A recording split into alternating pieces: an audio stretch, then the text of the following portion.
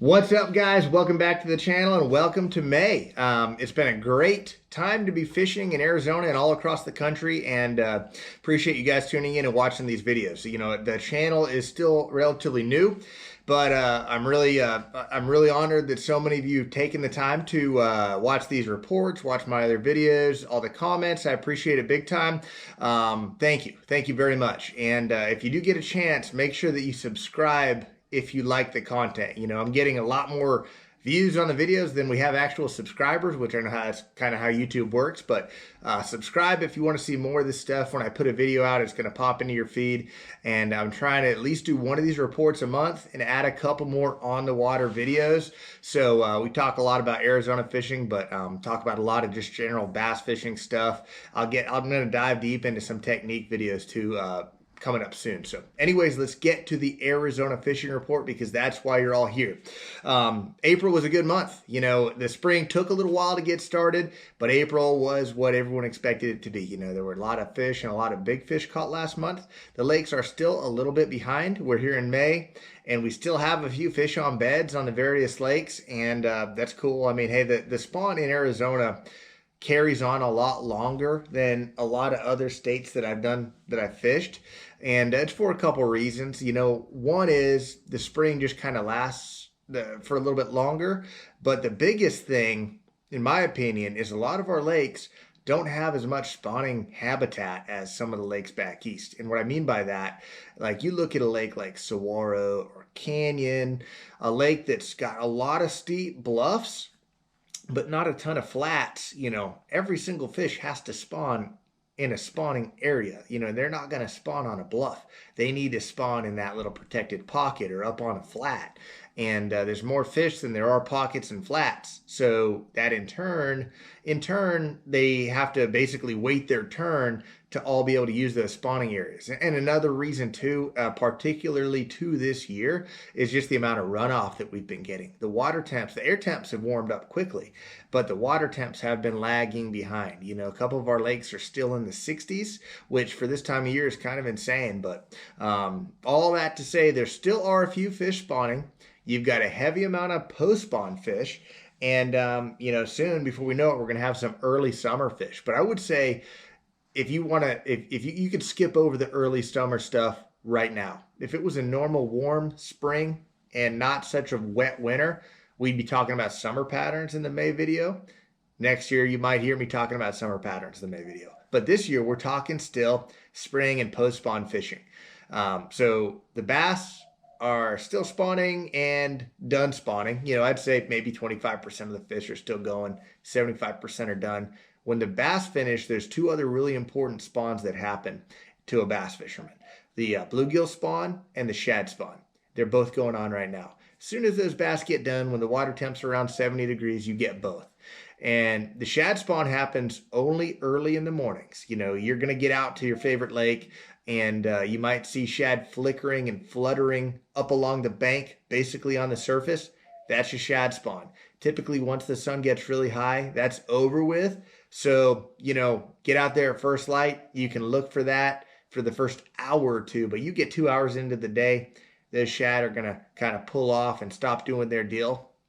And then the bluegill spawn kind of goes all day. You know, I was just fishing a tournament in Louisiana this week, and all my biggest fish that I caught came around bluegill beds. It was a pattern that I was running, and it's a pattern that you can run out here too. I mean, if you find an area that's got a cluster of bluegill beds, any of these lakes, you know, it's got a bunch. The bluegill spawn in clusters. You know, you'll have one little zone the size of your kitchen or living room, and there might be 20 bluegill beds. Looks like little craters in that area. Usually there's going to be a couple big bass sitting on the outside of that bluegill bed waiting to munch. It's not a deal where you're going to specifically be able to sight fish for those bass because they're not on bed. They're not protecting their own bed.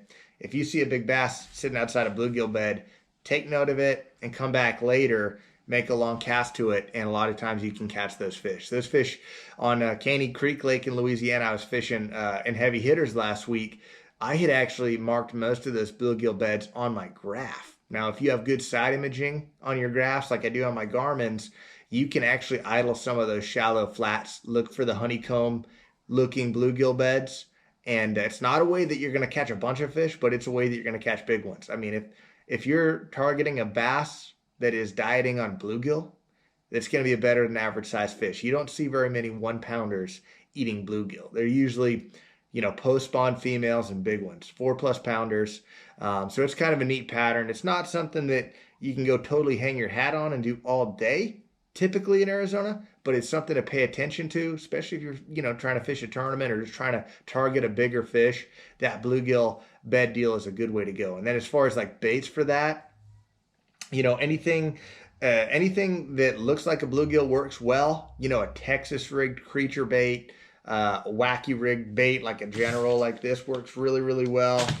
Sometimes you can walk a topwater up over those bluegill beds and get them to come up and eat that. But I'm getting ahead of myself a little. Let's go back to the shad spawn.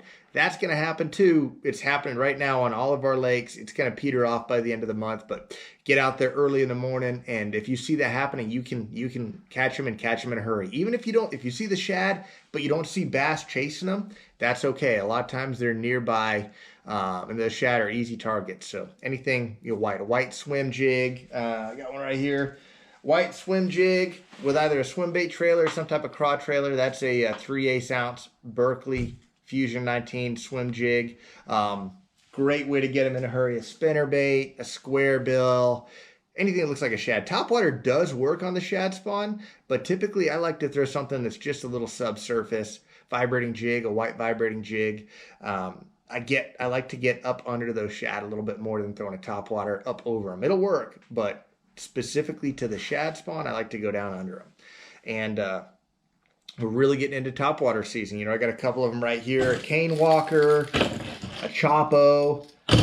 It's topwater season. You get into the waters up in the 70s, post-spawn. It's a great time to do it. The one thing I'll say is topwater works better generally in a little bit clearer water. So if you're fishing a lake that's got some stain to it, say you're going to Bartlett. I know Bartlett still got some stain. You're going to have better luck with something like a spinnerbait or a vibrating jig or a square bill that's below the surface, moving a little bit more water rather than making them travel all the way up and eat a topwater when they can't see very well.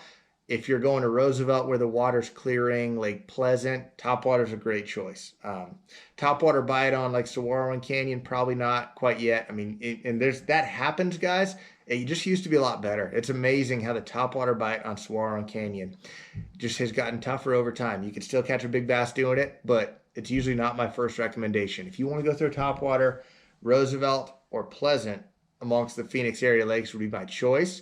If you're fishing down on the Colorado River, totally. Frogs, buzzbait, stuff like that. Whether you're fishing Havasu or down by Martinez or something like that, it's a great time of year to do that. The bass that we have left up shallow, they're either keying on the shad spawn, they're keying on the bluegill spawn, they're finishing spawning themselves, or there are also a lot of males guarding fry.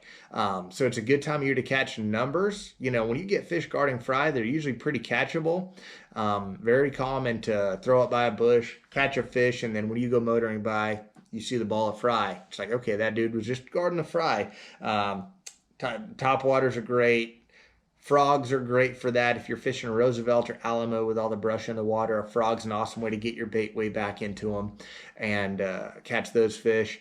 And then a wacky rig again. If you're just looking to get numbers this time of year and some big fish mixed in, a wacky rig, like a general or a stickworm, something like that, great way to catch them. If you are fishing Roosevelt, it's kind of hard. You can fish a wacky rig, but the brush is so thick that really I would recommend probably Texas rigging it either on a bait caster or on a spinning rod with an extra wide gap hook.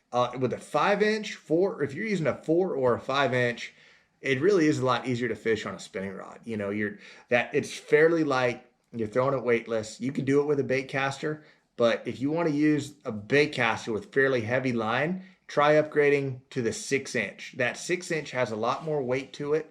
You can cast it and control it a lot better. So those are some baits that you guys can throw this time of year. Like I said, it's endless. Swim baits are a great way to catch fish right now. You know, if you're at Roosevelt or Alamo, something weedless that goes through the trees, you know, something like a line through swim bait is a great way to get bit if you're fishing Lake Pleasant, Lake Havasu, something like that. And if you're fishing on a real windy day, which is common this time of year, an Alabama rig, that's an awesome way to catch fish. The fish are really on bait. The fish are not afraid to chase a reaction bait right now. And, you know, if we didn't have so much high flooded water, I love throwing a Carolina rig this time of year for some of those lazier post spawn fish that are maybe starting to move out offshore. Not a bad idea if you're fishing one of the lakes that's not crazy flooded, you know, maybe a Saguaro or a Pleasant Canyon even, on some of the flats, throwing a Carolina rig. But if you're fishing the lakes like Roosevelt, gosh, you only have so many options because the water is so high in the bushes, you have to throw something weedless, and it's really hard to fish a bottom bait. You can, but so many of those fish are down in the trees, it limits what you can throw at these fish. So those are some things to try. If you guys have been getting some emails on guide trips, feel free to drop me a line, azangler@gmail.com, if you want to get out and fish.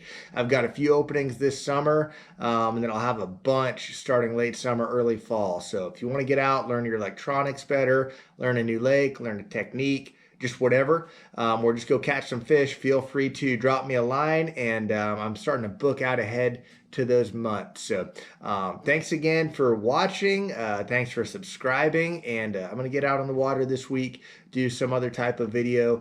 If you didn't see my last video at Roosevelt, I did a fishing report, and then I followed it up with another video where I went and did a lot of the things I talked about, and had a pretty good day of fishing. So make sure you go back on the channel, check out that video if you haven't seen it already, and good luck on your fishing this month. It's a great time to go. It's starting to get hot out, but the fishing, Arizona is awesome because even in the heat of the summer, the fishing stays really, really good. You know, once you get through those winter doldrums, these fish are used to the heat, they're used to the warm water, and we can catch them all summer long. So stay tuned, and we'll be back at you guys soon. Thank you.